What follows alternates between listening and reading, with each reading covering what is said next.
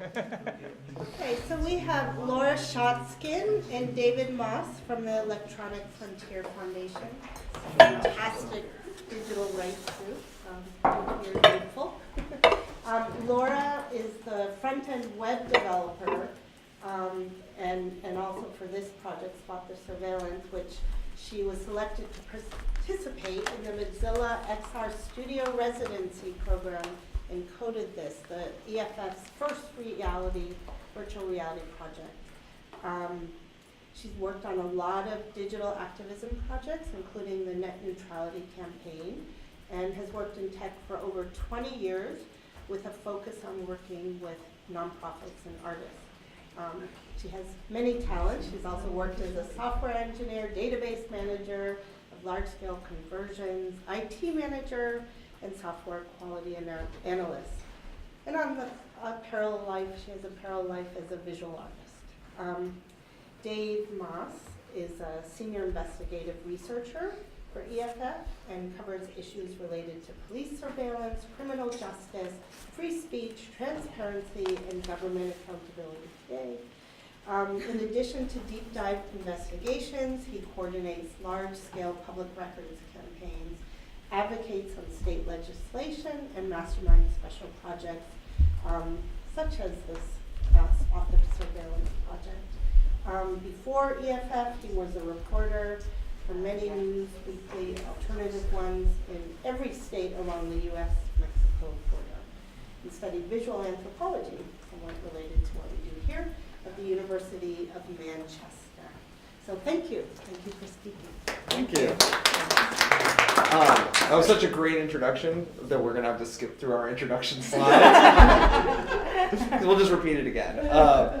So before we get into our actual project, I'm going to take you a little bit through what EFF does, who we are, and a little bit of the work I do related to surveillance equipment. So EFF is formed in 1990. We are an international nonprofit based in San Francisco, and we work at the intersection of human rights, civil liberties, and technology and the law. So as technology advances, we want to make sure that our rights come with us.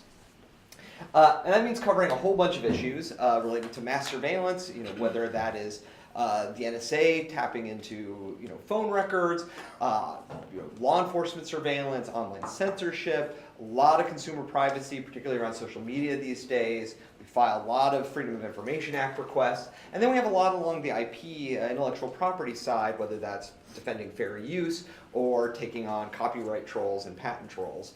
And we also defend encryption and advise people in the InfoSec community about what their rights are, and obviously net neutrality is one of our huge things right now. We kind of split into three different disciplines at EFF. One is impact litigation. We have, I can't even count how many lawyers we have. It's somewhere in the 15 to 20 range at the moment. And they do a variety of things, suing the NSA, suing the FBI, suing the DHS. We also took on the patent troll who claimed he owned the patent to podcasting and was shaking down podcasters. There's a famous dancing baby case where a woman had posted a video of her child dancing to a Prince song, and that got a Digital Millennium Copyright Act takedown on YouTube. And then most recently, suing over the legislation that is cutting down on the ability to talk about adult sex work and related sexual matters online. We also have a team of technologists who, for lack of a better word, work on free open source products that enhance your privacy. HTTPS Everywhere is one of our first big ones. It's a plug-in for your browser that makes sure you connect to the most secure version of a website.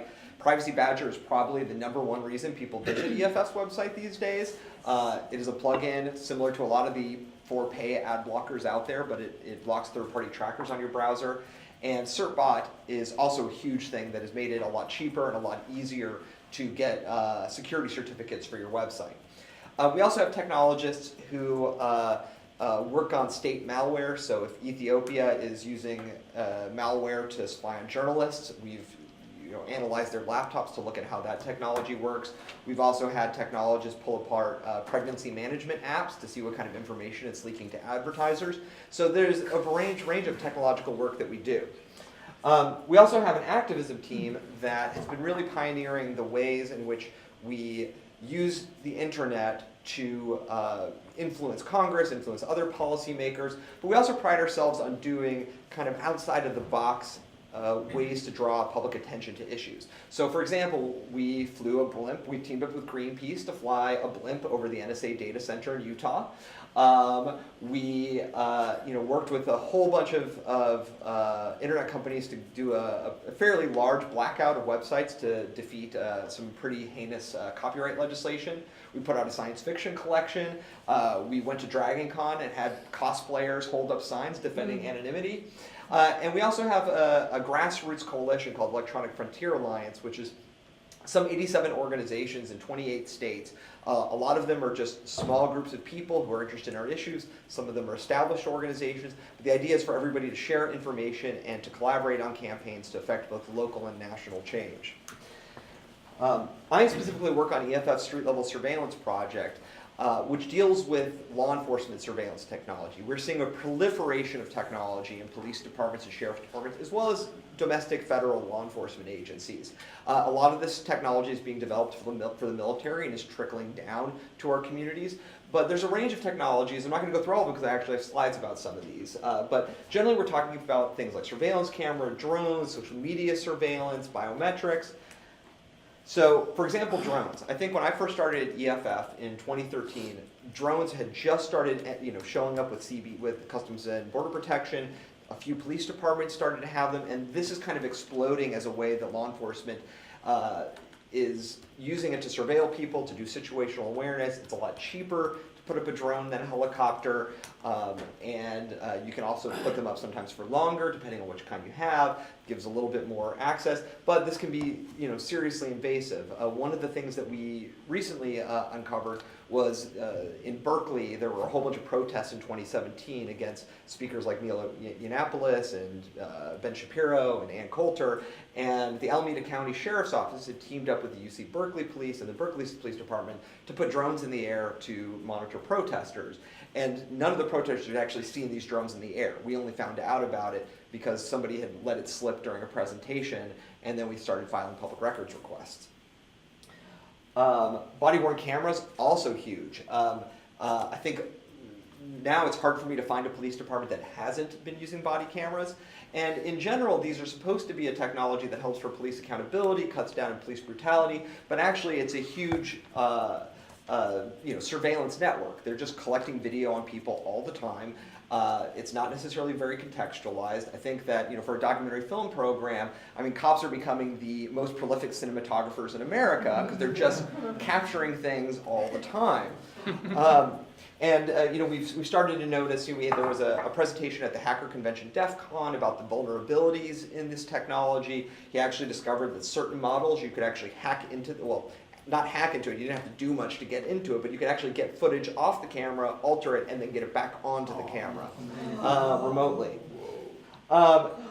It does capture quite a lot. The Seattle Police Department actually puts its body cam footage on its YouTube channel. There's a whole thing in Seattle, in Washington's public records law, that makes access to information quite open, and people have been filing a lot of public records requests for body cam footage, so they started putting it on YouTube, and it's like a tiered kind of redaction. So like the first version might be blurred out, and then if somebody puts in a request, they might de-blur it and add the audio back in, and if somebody further requests it, then they might redact it further. Biometrics is a huge thing, and biometrics are, if you're not familiar, it's being able to measure people based on their physical appearances or their behaviors, and using that to be able to identify people.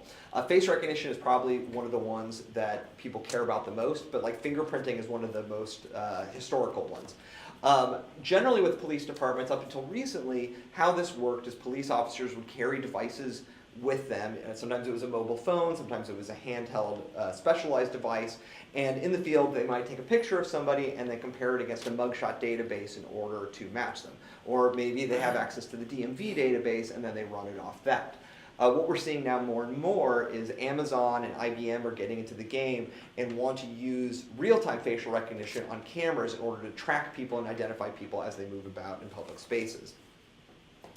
The one that I probably spend the most time on is automated license plate readers. And this is one of the most, short of just regular surveillance cameras, this is probably the most ubiquitous police technology that I know of. These are cameras that take pictures of license plates, turn it into machine-readable text characters, add a GPS location and a time and date stamp, and then add that to a massive database. And the idea here is that a police officer can sit down at a computer and put in your license plate and see historical travel patterns for you, where you might have visited, what you do on a daily basis. Alternatively, they can put in the address of a specific location and find what cars were seen at that location. They can also add you to a watch list so they get real-time alerts whenever you're seen by one of these cameras. And they can also do it where they can put in a license plate and say, show me vehicles that were also around this car on a regular basis in order to build out associational links. And then there's surveillance cameras, run-of-the-mill surveillance cameras. This is a data set that we've recently acquired from the San Francisco District Attorney's Office of every surveillance camera they have documented themselves. And it's something like 3,000 or 4,000 cameras at this point. And it's not just cameras that are just, a lot of these are private citizens' cameras, but a lot of these are now getting hooked up to police departments through the internet, through what are called real-time crime centers. This is the kind of stereotypical television, CSI kind of control room, but they actually do exist.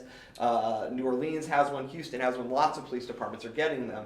And what police are doing, what cities are often doing now is requiring like say bars as a part of their liquor license to install outward-facing cameras that connect to these real-time crime centers.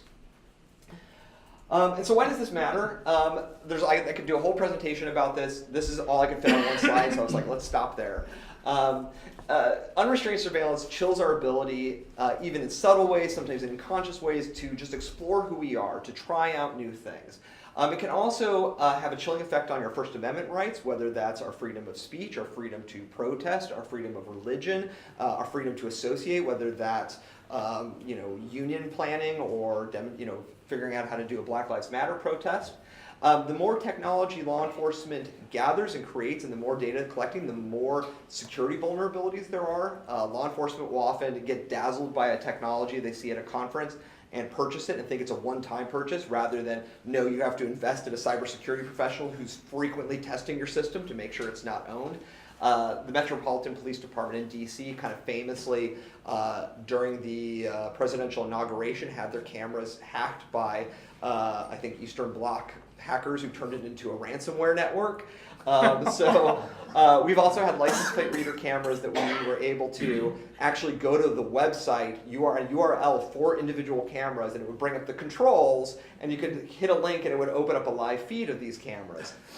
It may surprise you to hear that police officers sometimes abuse these technologies to spy on their spouses or their ex-spouses or to spy on their neighbors or just random people in general that they have a beef with.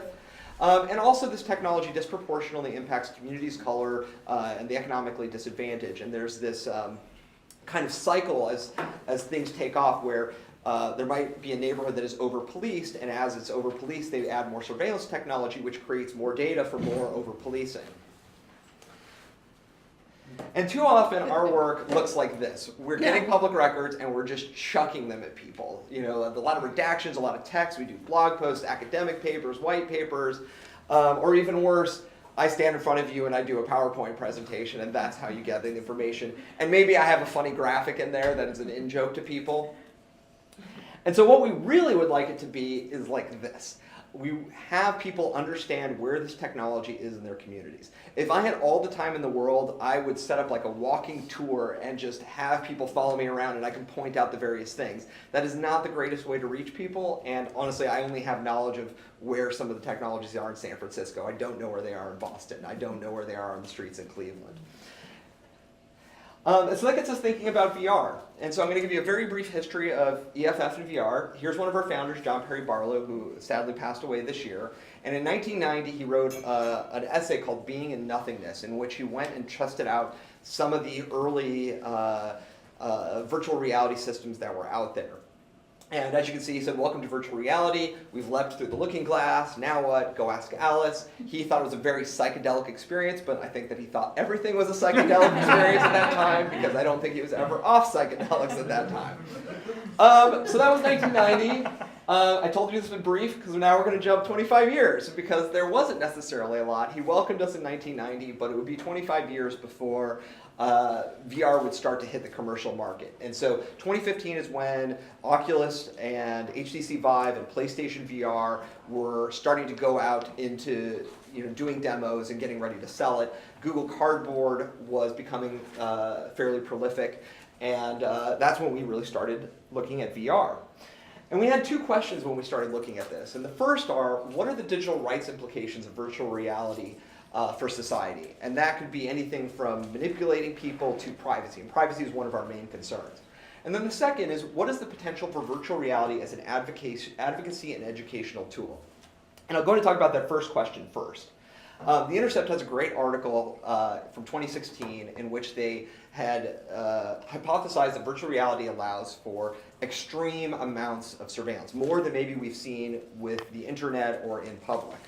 And the reason is biometrics. VR often requires collecting information on your physical characteristics, whether that's the length of your arms, your height.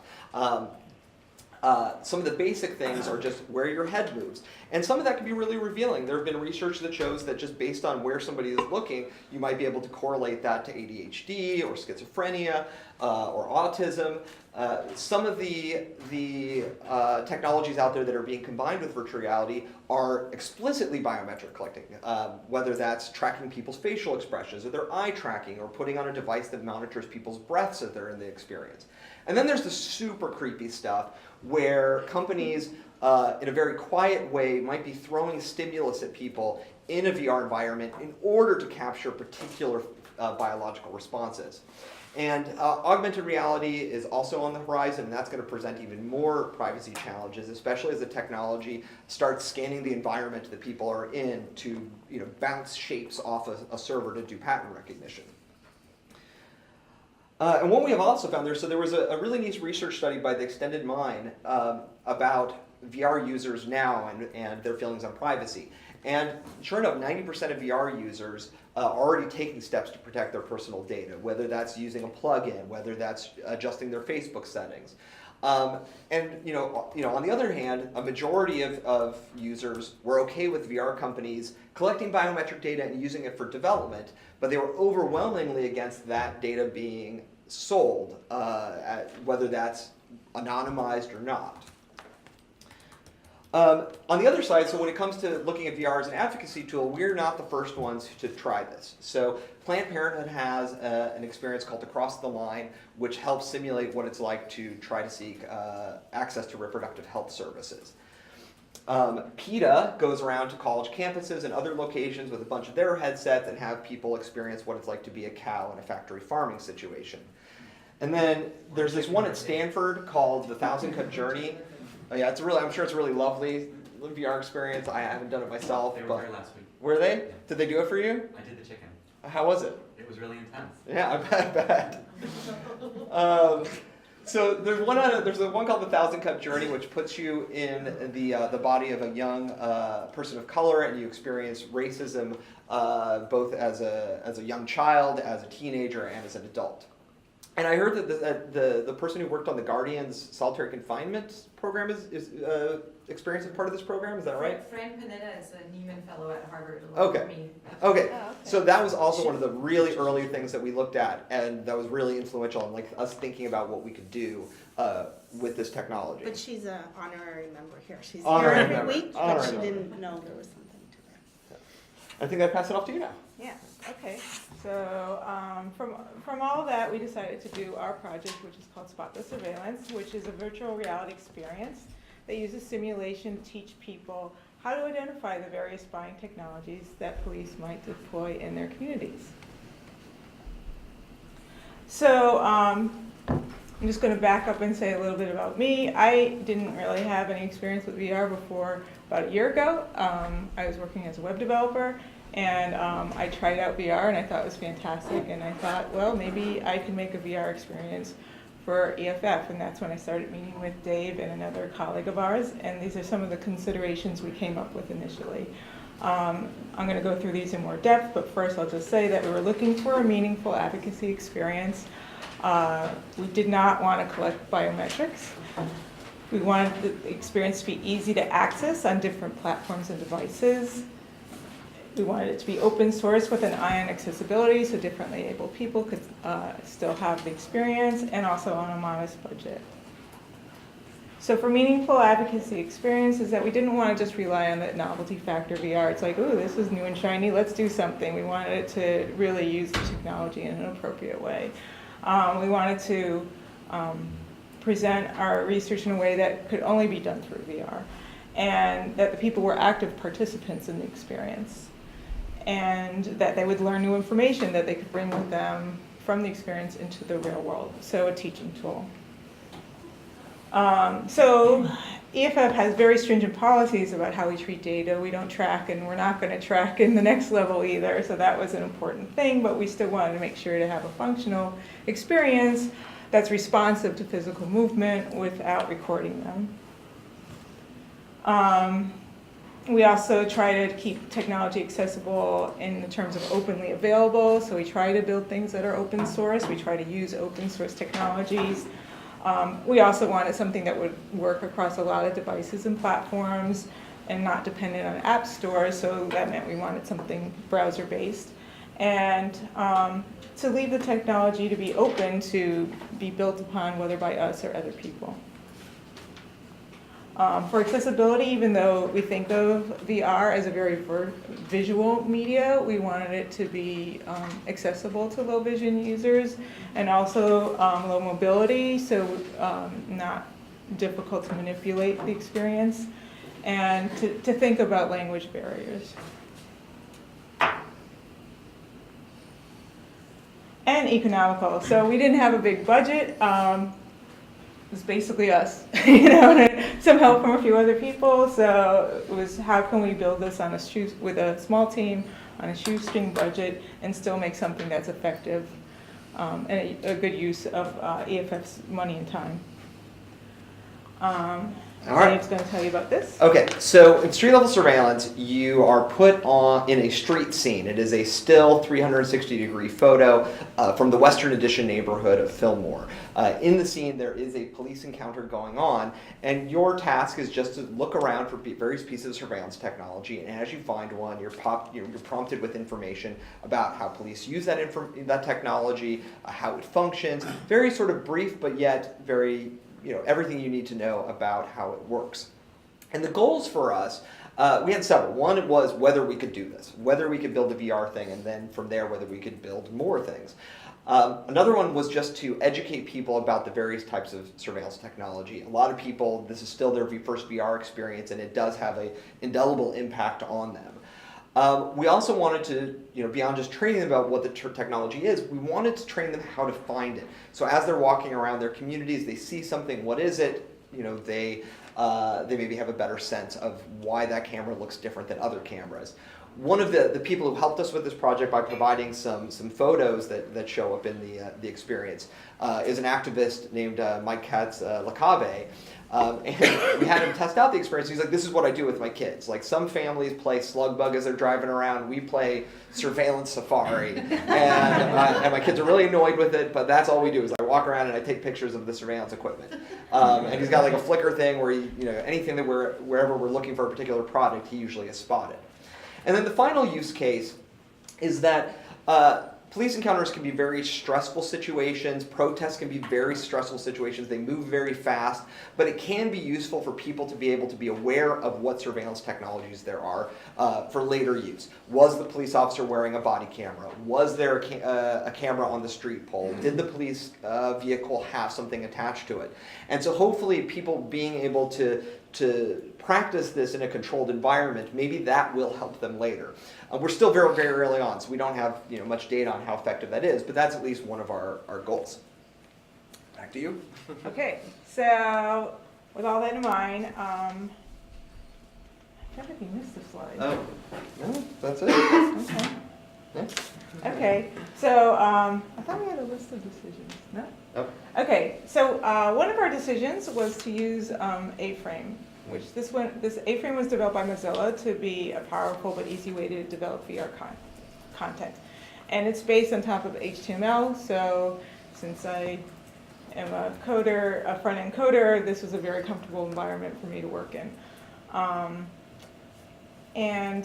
Since it's browser-based, it could just be part of our main website. And it supports a wide variety of headsets and cardboard, and you can even run it through the browser, so that fulfilled our desire to have it widely available to people. For accessibility, we decided to add audio, so to add narration, because there's like information cards that come up throughout the experience, and that we would have them narrated also. And have an audio cue, so there's a visual signal when you spot a device in the experience, but there's also an audio cue. And we made the experience gaze-based, meaning you just use your head to interact with it, so you don't have to use controllers. This also means that it can be used with a cardboard device. So in creating the experience, we had these many steps. I'm going to go into more depth about some of them, but initially research, I had to figure out like how do you write VR and what are the possible frameworks to use. So there was some research about that and how to even mock up the experience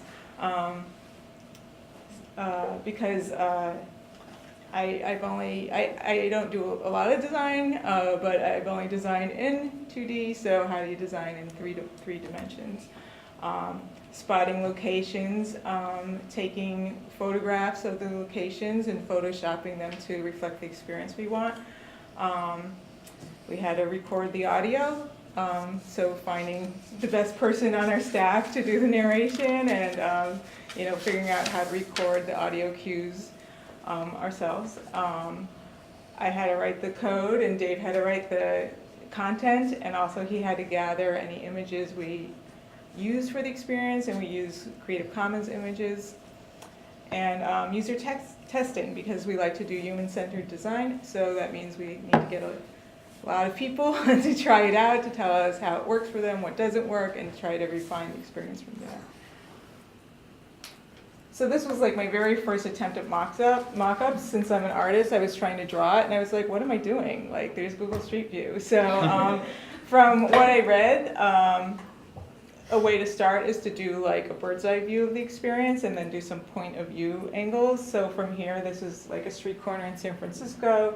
This circle represents 20 meters from the user, which is about how far you want them to look before things kind of like fall out of their awareness.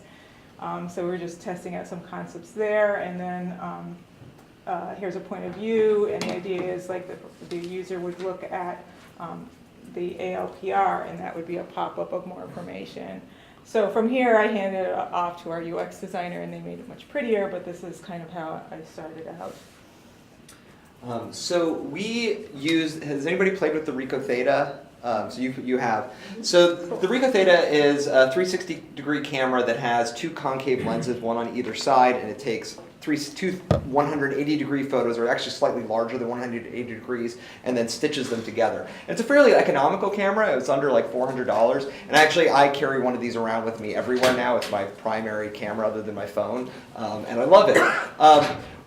What we've seen with some of the virtual realities experiences out there is that they tend to go two directions. One is that it is just a video that somebody shot, just a documentary. There's not a lot of interaction. Or if they're going to do interaction, then they spend a lot of resources developing CGI and 3D modeling and all that sort of stuff.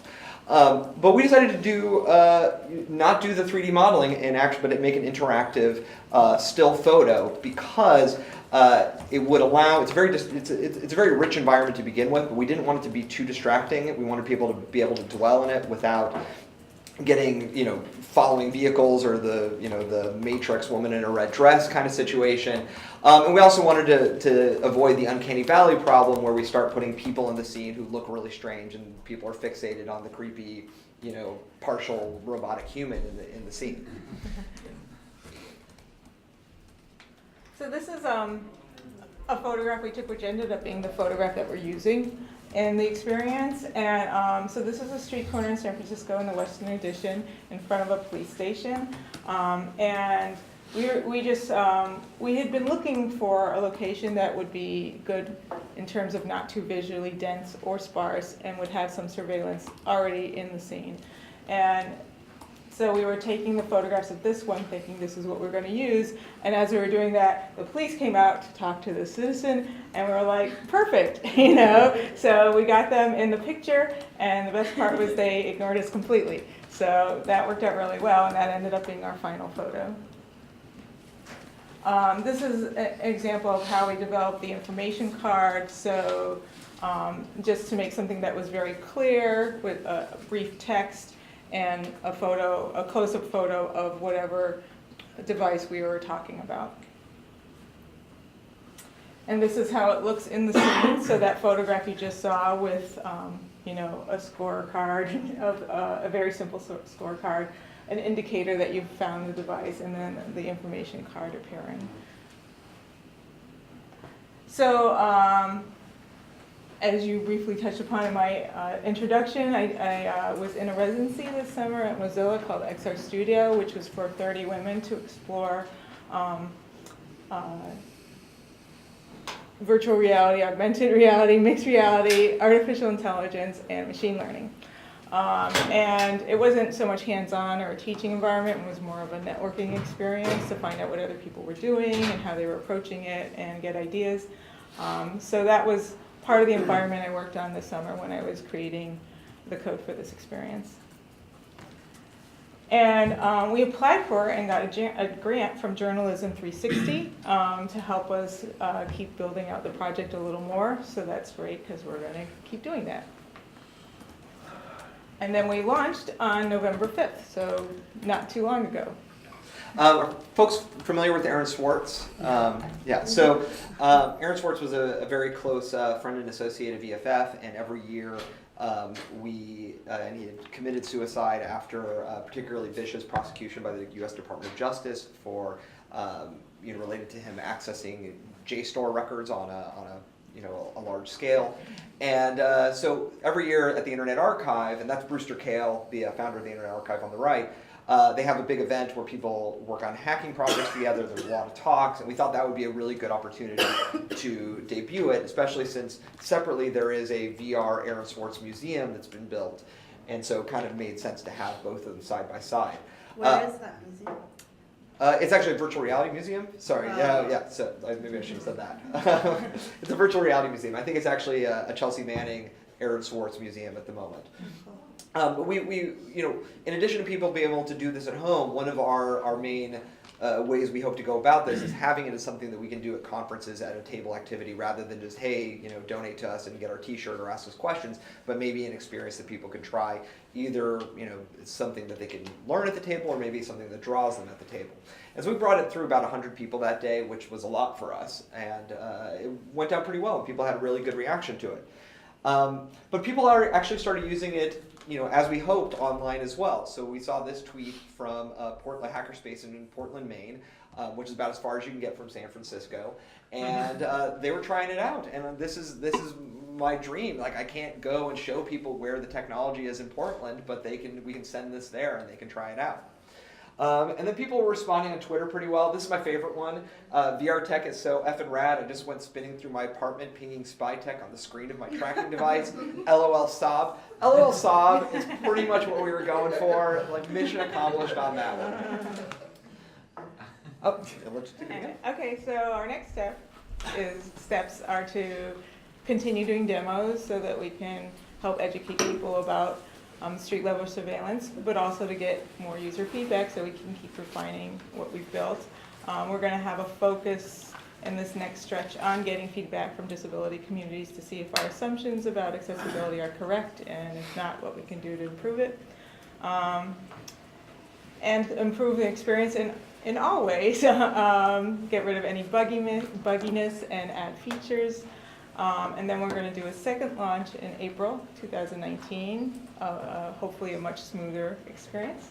And from there we hope to do wider activism deployment. So those EFA chapters we spoke about in 27 states, we're hoping that they will bring it to their communities and get the information out that way.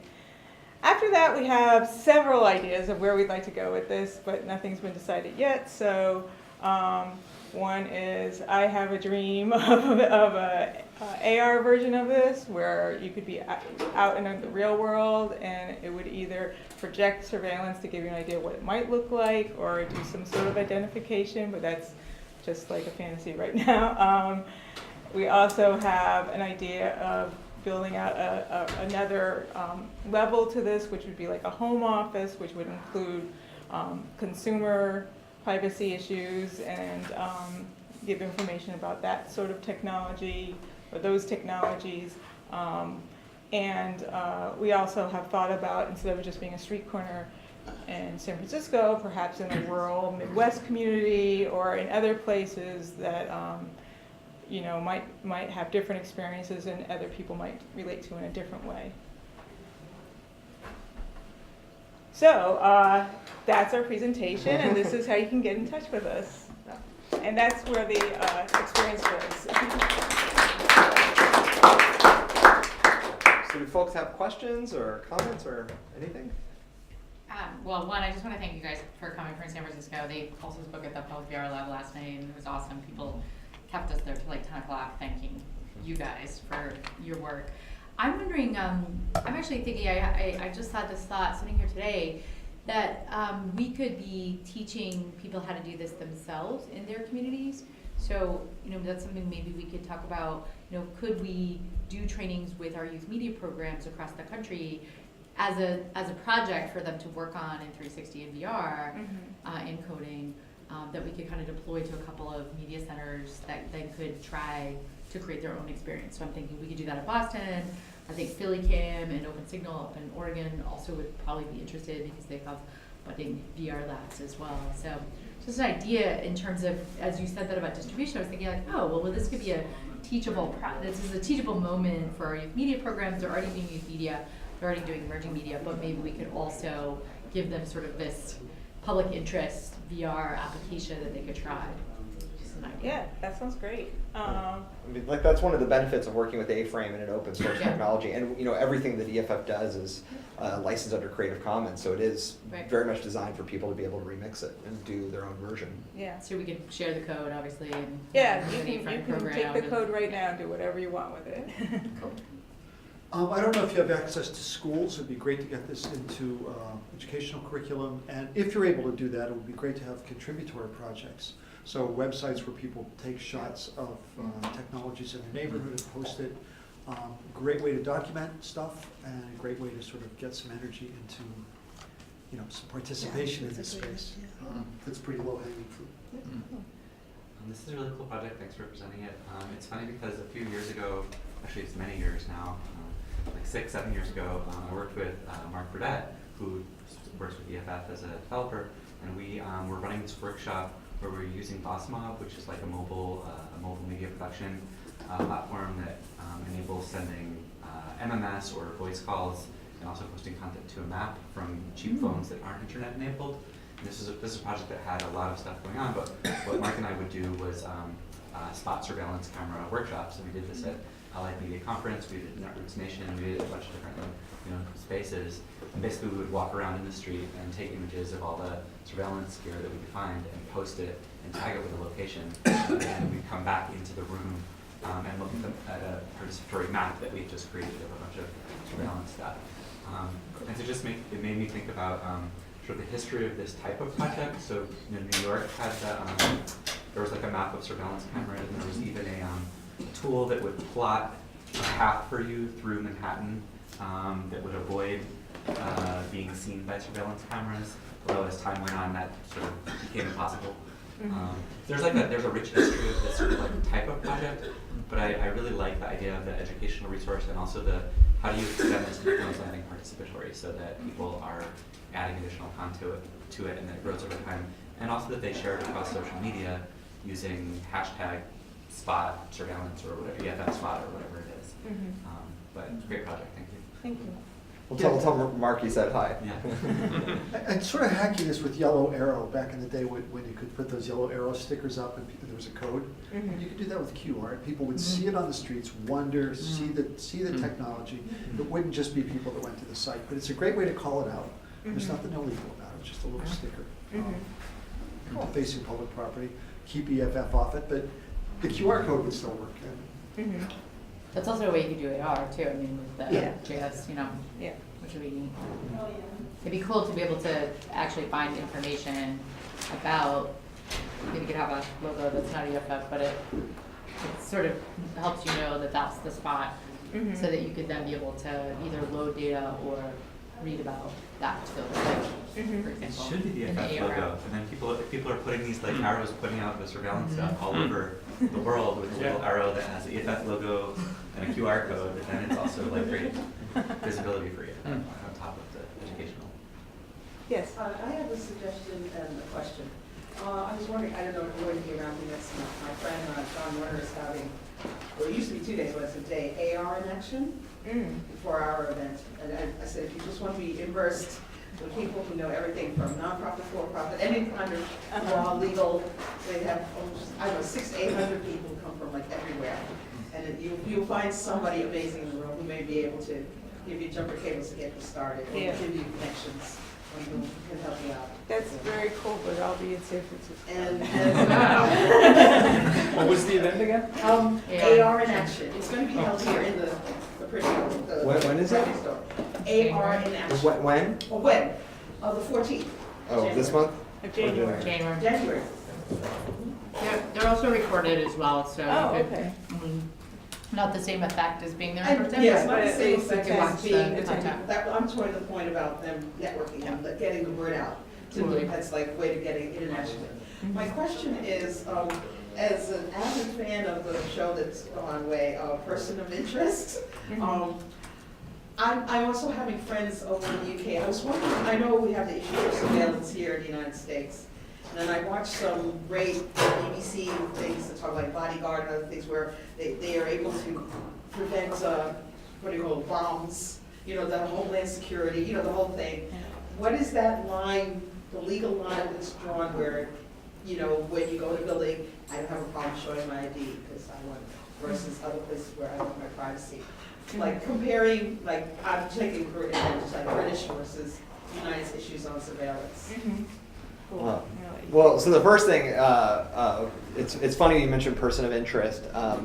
I got to talk to the showrunners of that at San Diego Comic-Con back in 2013, so right after Snowden came out with his stuff. And it's so funny, so I have a copy of the hotel room key cards that they had sponsored, and it says like drones, hacking, blah, blah, blah, like all these things, and it spells down told ya.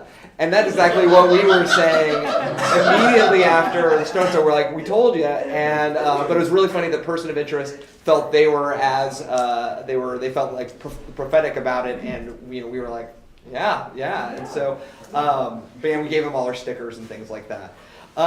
There's a lot of differences. I mean, I'm not a lawyer for EFF, and I'm not one of our international people. I do know that there's just a lot of difference. Britain doesn't have a constitution and doesn't have like First Amendment, Fourth Amendment kinds of things. They have a different structure for that, and so that allows us certain different kinds of protection here. And a lot of the things that are going on are still working through the courts and still being interpreted related to when can you be tracked in public, how much what kind of search warrant do you need for devices? And various states around the country are also passing laws kind of all the time right now. And various states also have privacy elements to their constitution, the state constitution, that we don't have in the U.S. Constitution. So, for example, in California, we have a right to privacy in the California Constitution. We just filed a lawsuit, I believe, yesterday about how some of the massive DNA collection of arrestees violates that element of the privacy, constitutional amendment. There is lawsuits in Virginia and Florida over license plate readers claiming that the massive amount that they're collecting of that data is a violation of those states' constitutional privacy protections. So, there is these kind of things, and a lot of it is just still working its way through the courts. Like, I don't have a very good answer about where the line is or isn't. For us, we just, the laws are not updated, fast enough, and so when something that sounded, it was okay for a search warrant to, look at somebody's cabinets if you identify the cabinet, but if you identify the phone, you're suddenly into their entire lives over a decade of Gmail and Facebook and all of this stuff. And so that's kind of what we're looking at right now. I wish I could give you a little bit more detailed explanation, but if we had the lawyers here, they would just spend the next 3 hours talking about it. So. That's what lawyers can do. I think just to go a little bit back into the brainstorm thing about what you could do with the data set and so on, I think having an app on your mobile device that would alert you every time you went through somewhere could be interesting, and even just buzzing, so you wouldn't have to look at the phone, but you would notice that it was like buzzing all the time. A ways for surveillance. Yeah. And maybe you could, after you've gone through somewhere, a neighborhood, you could open up your phone and see your path and go in, and it would tell you, so this camera just recorded you and the information was sent to this police department or whatever, so you could sort of track your data. It would just make you really aware. That's really true. I can't imagine we would develop something that allowed you to track your locational movements. Like, that's just not something we would probably deploy. But it is, maybe somebody might come up with something that stores it locally. It is very difficult for us to. When we talk about apps, like we one of the reasons we have, WebVR was really important for us, that it could be accessed through a browser, is that getting through the App Store for us is kind of a non-starter. Like, we don't have, I think we have a very basic EFF app through Android, but we don't have one for Apple, just because the terms of service for their user agreements is just intolerable to us, and so we just wouldn't be able to do that. So that also presents a challenge for something like this. I can't imagine ever getting through the PlayStation Store for sure, like that I don't see this. Until PlayStation VR makes WebVR available, we just won't be available on that platform. But thankfully, like, Oculus does have browser-based stuff, and Vive has browser-based stuff. And unfortunately, I mean, Apple continues to be a problem because they don't really have a full-screen browser that works with WebVR. They just want to make, what's that? On the mobile device, yeah. So. Could you talk a little bit about, like, the specific advocacy affordances of doing it this way, and, like, so for example, do you immediately ask people to take a certain action after they've had this experience when they're going to be most receptive to it potentially, that type of thing, like either whether that's donate or call their representative to get their state to ban a particular tool, or talk about that aspect of it a little bit. I think that right now, if we get them to take our user survey afterwards. That's the action we have for now, is a user survey. Yeah. And this is something that we thought about, is like, well, because we thought about, directing them to a donate page, but it's like, but who wants to sit around in VR, clicking letter by letter to donate? So it's something that, we're thinking through, like, well, do we want them to just share it on social media? Do we want it to send them something so then they can, once they're out of VR, they can do an action? So figuring out how to get from VR to an action outside the headset is something we're playing around with, but we haven't developed what that action is going to be yet. A lot of They can stay in the virtual environment and just that's do interesting. a call for them. Yeah. And just talk to whoever you want them to call and show them the script in the VR. Oh, that's call perfect. center. Yeah. So some of the challenges we've been facing right now, I like this call idea. I wrote it down. Some of the challenges we've been facing are first of all, most of the times people have been experiencing is through us actually demoing it to them, and so afterwards we do have a conversation. And our go-to on street level surveillance issues in general is a model ordinance referred to as community control over police surveillance, or CCOPS. And the concept of this is that if law enforcement is going to acquire surveillance technology, then it should go through a public process in which an elected body makes the decision both on whether to acquire the technology and what policies govern it. So right now we have just sheriff's departments and police departments that sometimes are just like, well, we don't need, if we're not hitting a certain spending threshold, or we're using asset forfeiture money, or we're using grants from a police foundation, we don't have to go and let anybody know we have this. When really it should be a dialogue between the community, policymakers, and the police. Right now, it is often the police and the vendors who are selling it to them. So depending on where there are CCOPS measures being considered, that's something that we often talk about. But the experience overall is very dispassionate in how we describe the technology. It very much is like, this is what it does. We're not necessarily forcing our perspective onto people within the experience, although we definitely discuss it in our conversations afterwards. But part of that is, I have this general feeling that you can present the facts to people, and for most people, if they just start thinking about it, they'll come to the same conclusion we do. That's not always the case. We've certainly had people do the experience and say afterwards, "Oh, I feel safer in the world now because I know there's this around." But that's the far minority of people who are taking the experience. So thank you for doing this in general, and I'm curious both about what you said about the kind of, the kind of next stages of this, so just what your plans are, and also thinking just about what you were just talking about. I think that's a discussion that often comes with kind of documentary content, right? Like we just present some information and let people, but I think it might be interesting to see, why is that, to create an additional, if you were to create, for example, more scenes, why is that an issue even, right? It doesn't have to, you don't have to force necessarily people's perspective, one perspective on people, but getting people to consider a bit more when they're in the experience, maybe like what would be the next stage of considering why is the fact that you're surveilled 5 different ways an issue, where that data goes, maybe following the data, so it could still be informational, but it would be interesting to kind of branch out from that one scene in a way that kind of gives people the next level of understanding, and that could open up more questions maybe. Yeah, that's a great idea. Right now it's about a 5 to 9 minute experience, and that is a little bit by design because we need to get people through it fairly quickly, and we're not trying to have them play the entire Batman Arkham VR game for like 50 minutes because that just doesn't maximize our outreach. And also, we want people to. It's not a game. We don't want people to be entertained by it. We want them to learn and then move on to the next thing. So that's part of it. But I do think that there's a lot of potentials for us. It's just a matter of getting through April with this version, which was a lot of work. Like Laura was our only coder on this, and we did it in under a year. And so that was a lot of work just to get to here. And so now we have to figure out like where can we apply for funding to do more? How many people do we need to get? Are there community groups who we can rely on to help with the coding? And so there's a lot of opportunities. It's just a matter of getting through where we are now and then sorting out the next stages.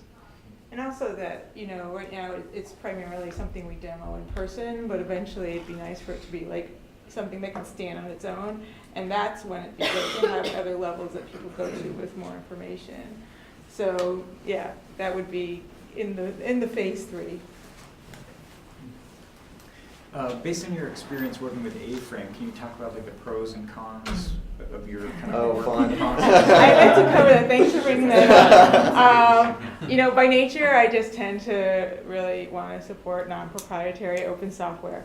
So Aframe had a lot of appeal for me. I also like the way it's structured. It's very clearly structured, and it's pretty intuitive for me to use. But open source also means that sometimes things are a little glitchy. So because it's based on this JavaScript library, 3JS, they made some changes in 3JS, and it wasn't playing out well in Aframe. We just discovered this like yesterday, and then we were doing demos, and we have to, if you do a demo today, we'll have to talk you around the bugs. So, I'll have to code around those bugs until they're fixed. And this is what I found is Aframe isn't being developed as quickly as I would like. So, a bug I found in their audio part of the code, the summer is still not fixed, So I would say that this is the thing with open source is that sometimes if there's not a critical mass of community to help, it becomes a little tricky. Fortunately, Kathy's going to hook me up with an Aframe coder with more experience, and magically all my problems will disappear. But I still would go forward using Aframe. I still feel like I like the way it's structured. I like the way they framed the idea of using it, and for the ideas we're thinking of for now, it's fine. But if we did do something like move into AR, I would probably want to research other possibilities, because then I would want something that was much better supported. Mm. And I feel like that part of A-frame isn't as built out. Yeah. Does that answer your question? Yeah, thank you. Okay. Yes. So you guys have mentioned a lot of really interesting potential avenues to pursue, and I'm wondering if there's anything that either one of you are leaning towards for the future, because I know you were talking a little bit about an interest in crowdsourcing. You know, is there a specific direction, especially now that you've gotten feedback last night and today, that you're leaning towards at this point? I feel like we've gotten a lot of really great ideas, so I think we have to kind of go home and sift through them and bounce the ideas off of some of our colleagues. Yeah, I think that, you know, we have to look at like two different tiers of things. Like, what can we do that's fairly low hanging fruit that we can accomplish in the short term, and what would be the huge, you know, Tesla level projects that we might want to, you know, moonshot AR/VR projects. So like on the low end, making a Spanish language version of it is actually a fairly low lift for us. It just involves re-recording some audio, changing out the cards, a little bit of translation, and that just increases our reach on this, you know, not only within the US, but we have a pretty vibrant Latin America division within EFF, and that, you know, is maybe something that we could use, you know, in that regard. But I think that we've been giving a lot of thought to the Internet of Things within your home office sort of thing. Well, you know, in part because it would actually be a lot easier in many ways to do than the one we did, where we just got really lucky with these police officers, that we didn't have to wait 10 hours to get that photo. We only had to wait like an hour and a half or two. But Which like, says something. yeah. But if we're able to control our environment and set things out, that does make it a little bit easier. But it all depends. On the issue of crowdsourcing, a sort of separate thing we're looking at is that there is an immense amount of public records out there, data and research that various organizations are collecting, and nobody's really unified it or made it in a mappable fashion. And so we're looking at like maybe that's something potential to look at. It was very interesting you talking about the way the mapping the cameras out, because that could be something that we incorporate into it. That was Institute for Applied Autonomy's IC project, the earlier one, you know. Yeah. So I can also give you info about that as well. That would be excellent. So, yeah, you know, we're looking at a lot of things, but we have been doing a lot with a lot of the street level of surveillance stuff. We have been doing a lot of either large scale public records requests involving members of the public, or a lot of crowdsourcing accountability issues. So, for example, in California in 2015, there was a law passed that requires every agency that uses license plate readers to put a privacy and usage policy on their website in a conspicuous fashion. And so what we've been doing is what we did is we had a group of both remote volunteers and people in our office, you know, sit down, and we would assign them websites to go to of people we knew had license plate readers, and just find that license plate reader policy. And if they didn't find one, we'd pass that one on to the next person. If they didn't find it, we'd go on to the third person. And if three people actively looking for the policy can't find it, then that's kind of that is definitely not conspicuous. You know. So, you know, that's kind of how we've been using it in the past. I don't think anybody has, like none of the nonprofits seem to have a very good crowdsourcing tool at the moment. Everybody kind of relies on Google Forms. And so that is also another thing to look at, and whether it's us or somebody else developing it, you know, something that could do it. And that's why I kind of really liked your project, is if you had a crowdsourcing method, and I haven't seen a lot of that. I have a fun anecdote about the license plate readers. So Joey, who runs the Media Lab, he got a huge fine recently because his wife drove his car into Cambridge with expired license plates, and he didn't know that Cambridge police actually uses these scanners, so he discovered it that way. Nothing like first-hand experience. Right? Can you talk about, you know, there was a big New York Times article. If we extrapolate where you want this to go, what are the ways that, in addition to the EFF.org, what are the top things that you recommend to, you know, to get some serious policy change going on in this country? It seems like we're on the cusp of actually people caring about this. What would you recommend to people for how they can get involved? I know a lot of us are teachers, and what could we do to spread the word in the right ways? Well, I mean, there's sort of an arc of how we see this go, and like the first step is always transparency, gathering the information that to take to policymakers. We found that just going to a policymaker with a whole bunch of hypotheticals, like this is how it could be used badly, and this is, they don't necessarily react well. It just is this amorphous thing in their head, and they just like, well, show me the evidence, show me something. And so, then you end up going and either trying to get the records through a Public Records Act request or a Freedom of Information Act request, and that's something that people can do. And it's always like a really good thing to teach people that we generally, most states have a right to documents, and it's a fairly easy process a lot of times. You just have to send an email or fill out a form, and then you get the records, and then you analyze them, and then you can use them. Sometimes that stuff isn't available, and so the first thing you have to try to go for with legislators is show them the secrecy and then get them to pass something that unveils the secrecy. And then once you get that information, then you start going to the next stage of like, here's how we regulate it, here's how we ban it.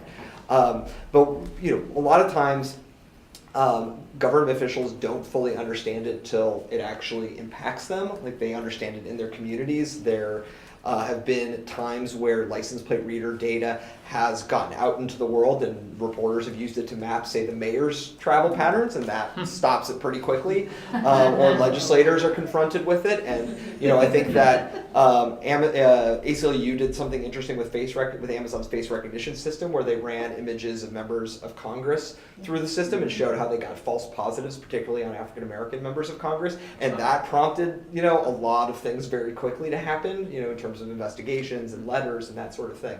So really it's like the challenge is getting policymakers to really associate it on a personal level. They're still human beings who are very self-serving in a way, and so it helps, they need to understand it. Also, depending on what the issue of the day is, really focusing on how a particular surveillance technology is involved in a particular thing that people are concerned about. So since Trump took office, the big thing is ICE. I can talk about these technologies for years and how they affect everybody and how there are all these, different kinds of communities that can be affected about it. But once Trump took office, it's like half the people we talk to just want to hear about how ICE is using it or how it might be used by ICE. And that ends up getting the ball moving faster than if we were talking about just in a more general fashion. Similarly, so that's kind of on the progressive side of things. Abortion access is a big one that also gets people moving once they hear stories in Texas, how people are writing down license plates, people who, doctors and other patients who visit Planned Parenthoods and other centers. That tends to get people moving. On the right, the number one thing that has driven like libertarian lawmakers to get behind us is Customs and Border Protection put a license plate reader outside a gun show in Carlsbad, California, and like the conservatives like really care about privacy when it affects their Second Amendment rights. Like that's just what we have found, and we'll work with it. Like the truth is, if you care about something, if you care about an issue, if you no matter what that issue is, that's one of the ways that surveillance becomes really important, to keep an eye on. Just an information thing related to the face recognition stuff. So today, this morning, the Safer Face Pledge launched, which is a project from the Center for Privacy and Technology and the Algorithmic Justice League, which is a project of Joy Bulamwini, who's a graduate student here, who's researched with Vigilant Solutions on sort of error rates in gender assignment of faces, which is worst for Black women's faces, got a lot of visibility. So today, this morning, they launched the Safer Face Pledge, which is targeted at companies who are doing face recognition technology to sort of sign on to not do certain things. So they're looking for like a high road corporate pressure strategy. And so that was just information to share with people on this topic, but also I'm curious about whether is there a high road corporate strategy in this space, or that's a non-starter? So we have our executive director did write a very extensive blog post talking about the kinds of analysis companies should do before they get involved with government entities, particularly law enforcement or intelligence agencies. And it's a very long thing for me to describe, but there is. It's very similar to, know your rights campaigns when you're dealing with overseas governments. Like, you build a surveillance technology here, should you be selling it to Saudi Arabia? Like, look at their human rights record, look at their civil liberties record, look at their transparency record. And looking at doing that kind of thing domestically, and making sure that you're not creating a tool that is going to be used by a police department that already is doing a lot of bias policing and helping their bias get worse. But it's also very difficult because, you know, a lot of times our position is that surveillance just shouldn't be sold in general. And so it is difficult to kind of see that balance. I'm definitely sometimes interested in why a company even bothers. Like I look at Amazon and I'm like, you're billions and billions and billions of dollars. You're extremely wealthy company. Can you not, continue to make profits without selling technology to law enforcement? I think so, but sort of anecdotally, I was at the International Association of Chiefs of Police conference in October, and I spoke to lots of license plate reader companies there. And I generally tell them, I'm like, when you sell your equipment to a police department, the media is going to find out about it, and I'm going to be the one who talks to them. So let's talk through some of the issues in your technology. And it kind of split into two different camps of the license plate reader companies.